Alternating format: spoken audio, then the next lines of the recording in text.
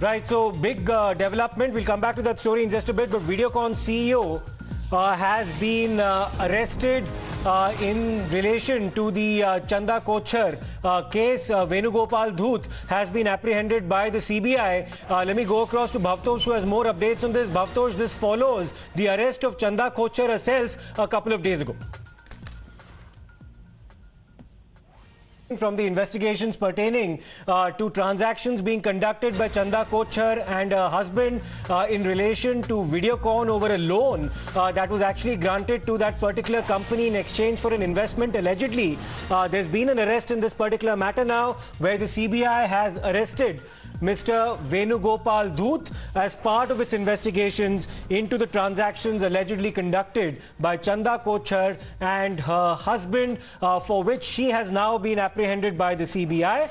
And now, of course, there's been a follow-up action initiated by the CBI, where a senior functionary of Videocon, Mr. Venugopal Dhoot, is now in CBI custody. Let me, in fact, go across to Bhavtosh for more on this. Bhavtosh, this follows the arrest of Chanda Kochhar herself a couple of days ago by the agency.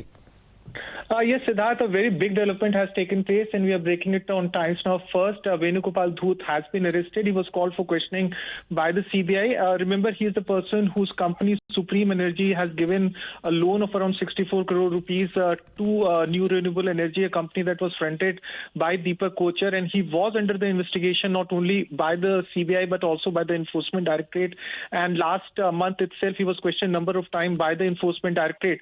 Now, it has been established conclusively by both CBI as well as by ED that through his company, money, 64 crore rupees was transferred to Deepak Kochhar's firm. And this happened when Chanda Kochhar had cleared two loans. One was a term loan of 750 crore rupees.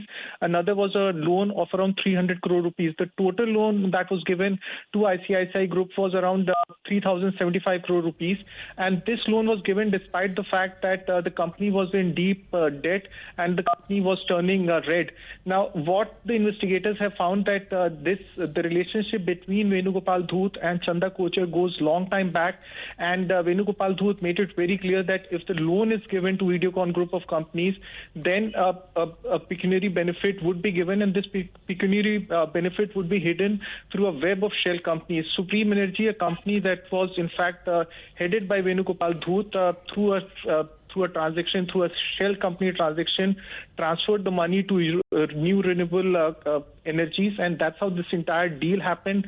Big development taking place. He has been arrested and will be produced on a day when the custody of Chanda Kochhar and Deepak Kochhar will be getting over. So all three will be produced today in the court, and it's expected that the CBI will be seeking their further custody. And what's also interesting in this matter, Bhavtosh, is the fact that Venugopal Dhoot had been questioned by the CBI in the past, and certain revelations or statements made by him during the course of that questioning eventually led to the arrest of Chanda Kochhar. So he's actually spilled out allegedly some important details pertaining to those transactions in question.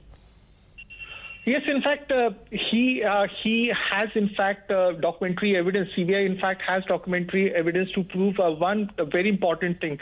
When Venugopal Dhoot was given this loan by ICICI Bank, the screening committee head was Chanda Kochhar. She was virtually at the helm of affairs at ICICI Bank. And the very next day, around 64 crore rupees was transferred to New Renewable Energies.